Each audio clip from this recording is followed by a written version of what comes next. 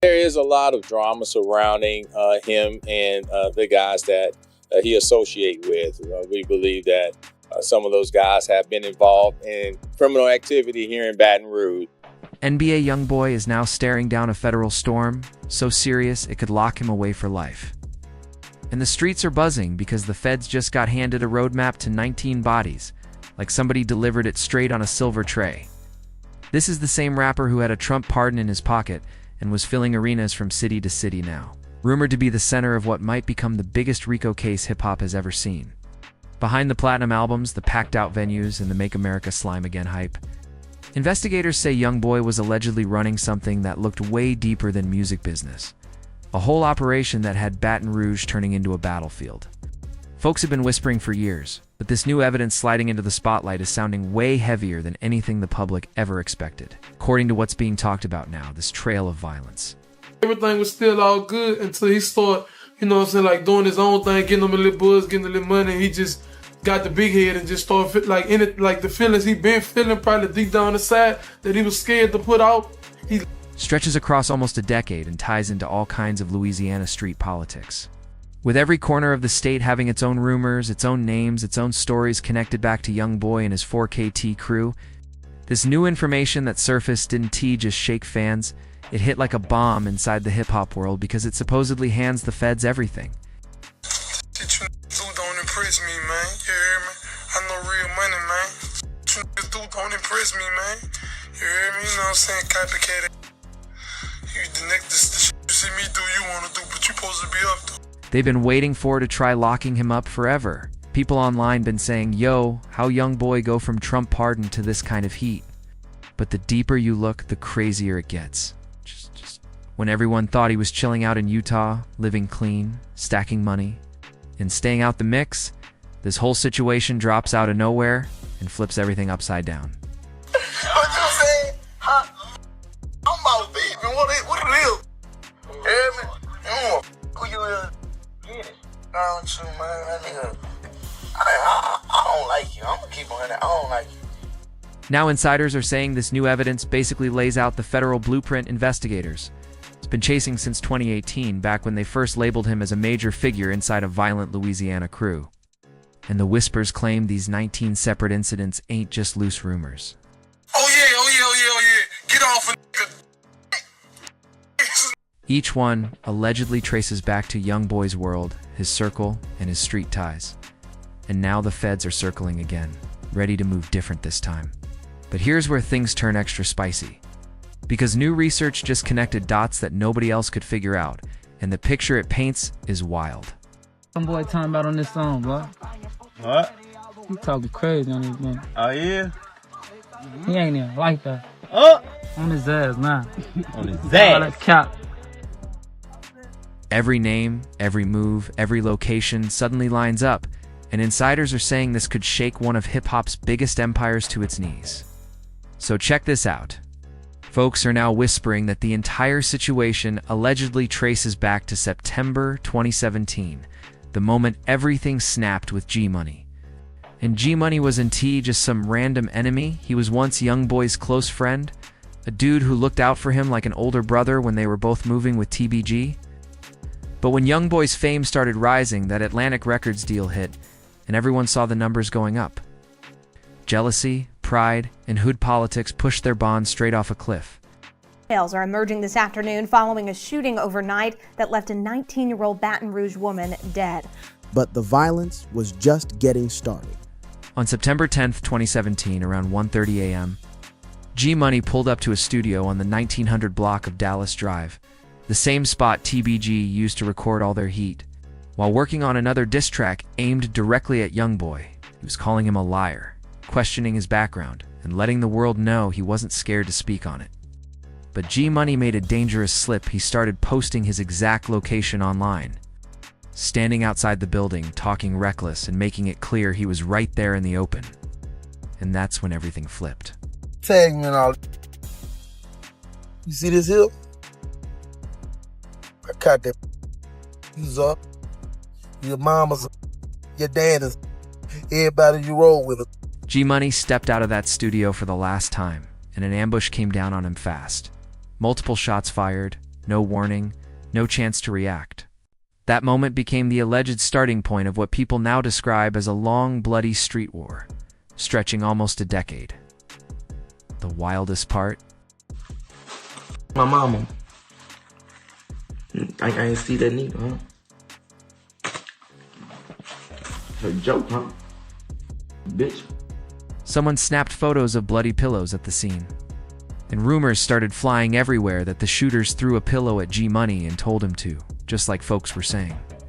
They told him to. That rumor alone had the whole state buzzing, wondering what really went down that night. Go to sleep. That image turned into straight legend in Baton Rouge, flipping NBA's whole reputation into something dark, something whispered about, something folks didn't, even won, not tests, because it made them look like the boogeymen of the city.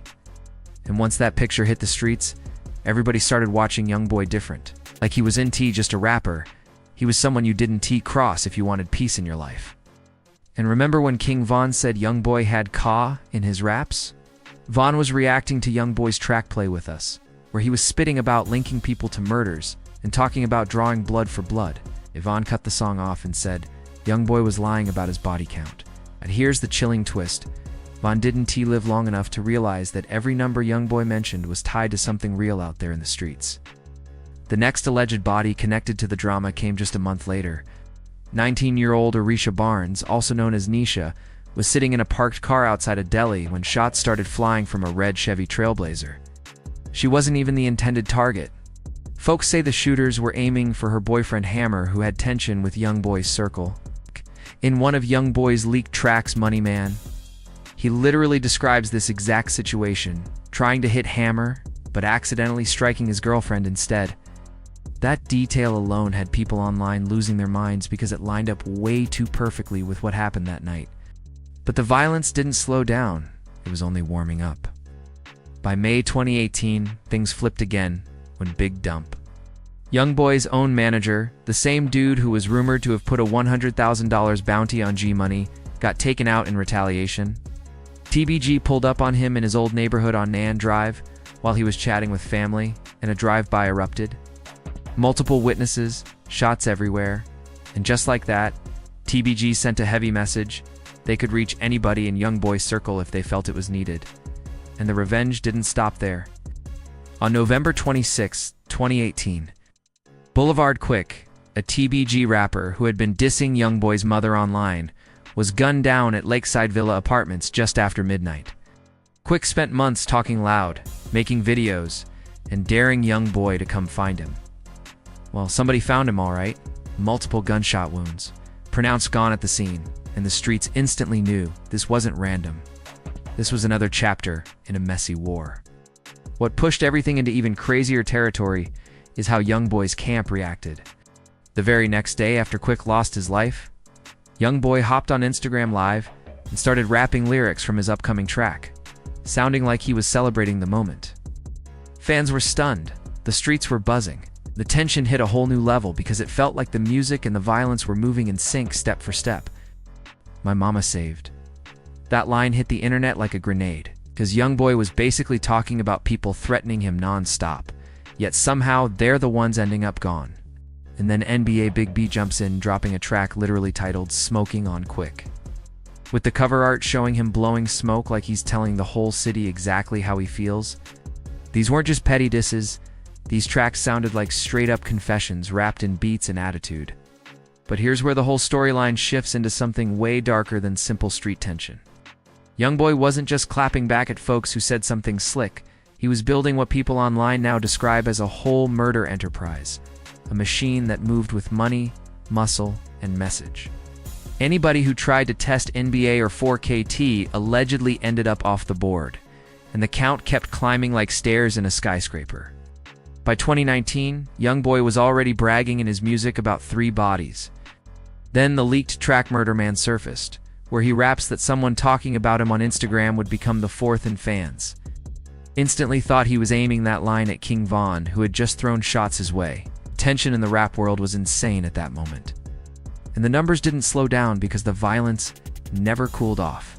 In fact, it spread wider. Things got even messier when YoungBoy's brothers got pulled into their own street drama. Suddenly, The beef wasn't just 4KT versus old rivals anymore. Now it expanded into new territories and new enemies. After a fight escalated in the city, Jevin Brown ended up dead. And YoungBoy's brothers, Boy Young and D Gobbler, were arrested, dragging for QT into a whole new war with crews aligned with the 300 Alliance. Retaliation came fast and ugly. On Christmas Eve, Avante Taplin, known as T6, got taken out during a violent home invasion, adding another name to the ever-expanding list. 2 months later, February 2020 flipped everything again, when Goran Labu, known as Garen Bang, a respected athlete and rising rapper, was shot outside the Mall of Louisiana after a fight inside went left. The suspects arrested were all adults, including Bradley Payne, now known as rapper 38 Young, tied to YoungBoy's Northside Rangers crew. The streets were buzzing non-stop because it felt like anybody connected to the situation was stepping straight into danger. See in the hood? People know how deep street politics run. But YoungBoy's situation was on another level because he had something most crews never had: heavy money and wide connections. People online started saying he turned his circle into something that looked more like professional enforcers than neighborhood affiliates. He was rapping about paying hitmen, dropping bags on people's heads, and having shooters on standby, and every lyric seemed to line up with a real incident, a real name, a real situation. Then came March 1st, 2020. Another major turning point. Louis Cryer, known in the streets as Scooter, got killed in a drive-by on Cambridge Street. Folks whispered that Scooter was the same person who allegedly took the life of YoungBoy's childhood friend Lil Dave back in 2010. And YoungBoy never let people forget that pain in his track called 13. He raps about how they killed Lil Dave when he was 12. But once he made 20, hinting at revenge finally landing years later. That moment had the whole city talking because it felt like an old wound finally got answered with new violence. Let me know when you're ready for part 5, and I'll keep the same rules, same drama, same extension. You knocked the killer S face off? That S how wild the streets say it got? A war wearing. And the chaos reached its breaking point during the Miami incident in May 2019. When YoungBoy was staying at the Trump International Hotel and TBG members, Lit Yoshi and Seven Hardway, allegedly tracked him down and opened fire right in broad daylight. A full-blown Wild West shootout jumped off at one of Florida's most high-profile hotels, and nobody could believe how bold it was. An innocent bystander named Mohammed Girardi lost his life in the crossfire, and YoungBoy's girlfriend got hit in the shoulder during the madness. But the response didn't take long. Retaliation came moving fast. On March 22, 2020, Travis Parker, known as T-Baby, was shot and killed at his family home. Then exactly 1 week later, Jason Nixon, known across the city as Dutch, got gunned down outside a food mart. Dutch was known as a certified TBG stepper for decades, but sources say 4KT caught him slipping at a gas station, and his run ended right there. Now, for anybody who doesn't fully understand how federal RICO cases work, here's the key. Feds don't need to prove YoungBoy pulled triggers or even touched a weapon. They only need to prove he led a criminal organization that committed murders to protect their interests. And the pattern investigators are looking at stretches almost a full decade, with every situation lining up like puzzle pieces clicking together. The violence hit a new level in 2021 and 2022, when fresh wars broke out between local groups like the Vultures and the Bleeders, and 4KT got dragged into the mess through alliances and street ties. Cornell McDuffie, known as Nell, died after a shootout on the interstate caused a crash, and Michael Riley was killed in a double murder on River Road that shook the city to its core. The situation was spiraling way beyond simple beef. This looked like a battlefield with moving sides and non-stop retaliation. The most brutal moment came in February 2022 at the Mall of Louisiana. True Bleeder and his friend Cliff were ambushed in what looked like a professional hit, with 2 cars sliding up and boxing them in before opening fire. They were gunned down in the parking lot right after doing some shopping, and the aftermath got captured on video that spread like wildfire. What made it even wilder was how fast 4KT affiliates reacted.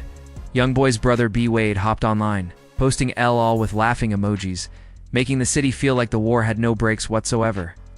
And the evidence investigators are using? A lot of it comes straight from YoungBoy's own mouth. In his track My Bobo with Herm the Black Sheep, YoungBoy raps about being 15 bodies up and tells Herm he can name 5 bodies Herm caught personally.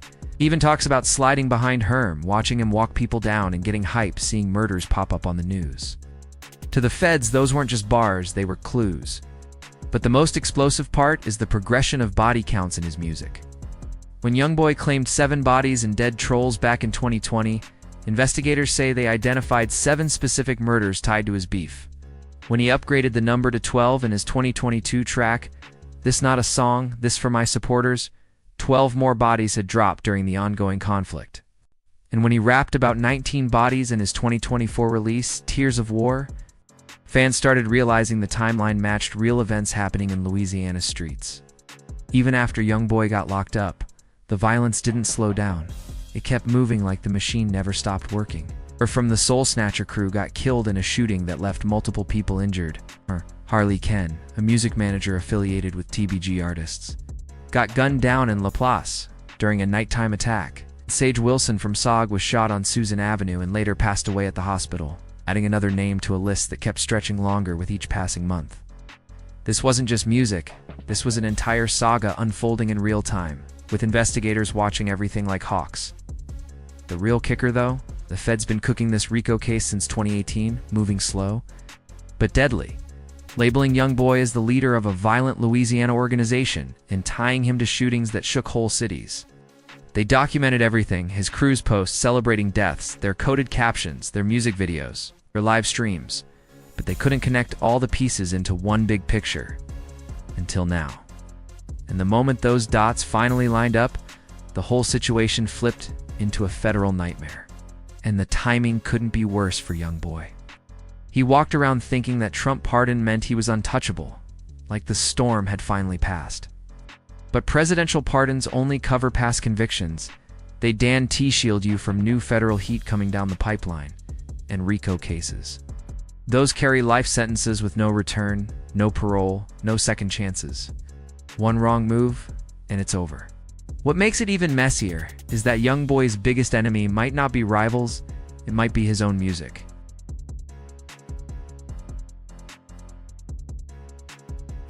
Every time he updates his numbers like he's keeping score, that's all potential evidence. Trust. The feds love when suspects practically narrate their own cases on beat. YoungBoy been dropping details for years, and investigators ain't ignored none of it. The evidence laid out shows how NBA affiliates like Ben 10, from the Black Sheep, Big B, and others allegedly handled hits, protected the brand, and made sure their loyalty was loud. You got social media posts where they're disrespecting folks who passed, music videos referencing specific situations, lyrics where they talk about exactly what went down. Everything's documented, everything's public, everything's admissible in court.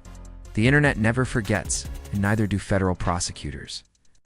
But here's the wildest part, that body count everyone talks about. It might be even higher than 19. Those 19 are just the ones you can line up through public info, police reports, and lyrics.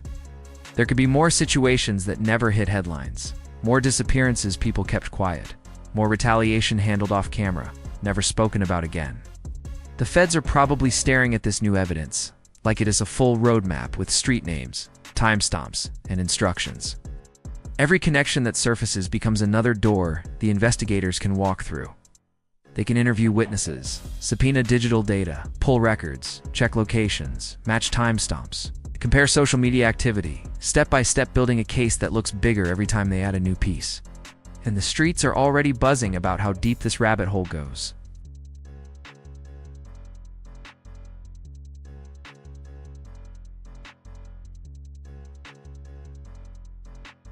Every other enemy either ended up gone or stayed silent about YoungBoy's murder talk. That's silence. In street terms, that says everything. So people only stay quiet when they're scared or when they know the danger is real. The evidence also shows how YoungBoy's success made everything even more explosive. The more money he stacked, the more power he had to move pieces. The bigger his name got, the more his circle felt they had to protect the empire by any means necessary. What started as neighborhood tension evolved into something massive, full-blown murder enterprise wrapped inside a music empire worth hundreds of millions of dollars. And that's exactly the kind of storyline the feds love to sink their teeth into. Now this ain't just about YoungBoy possibly heading to prison. This is about the feds lining up to dismantle an entire organization from top to bottom. RICO cases hit different because they don't stop at one person. They reach out. and grab everybody tied to the enterprise. NBA members, 4KT affiliates. Anybody investigators believe took part in violent acts could be staring at life sentences if this case lands the way prosecutors expect it to. The investigation right now is locked in on YoungBoy's alleged role as the one calling shots, the leader who might. VA ordered hits, funded retaliation, and used his music career as a way to move money that was on T supposed to be traced. Federal agents are examining his lyrics like they're confession tapes, his crew's social media posts like they're crime scene reports, and his financials like they're payment ledgers. And every time they find another detail, the picture gets clearer. At this point, YoungBoy. This situation has moved far past street tension or rap disses.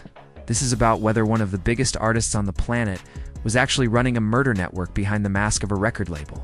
And from what the evidence suggests, behind the award shows and the sold-out arenas. There is a long trail of bodies that federal investigators believe they can finally present in one big organized case. So the question hanging over the entire industry is this: will this mountain of evidence be enough to lock YoungBoy down forever? Or will he somehow slip through again like he's done time after time? The feds have the blueprint now. They have the timeline. They have the pieces.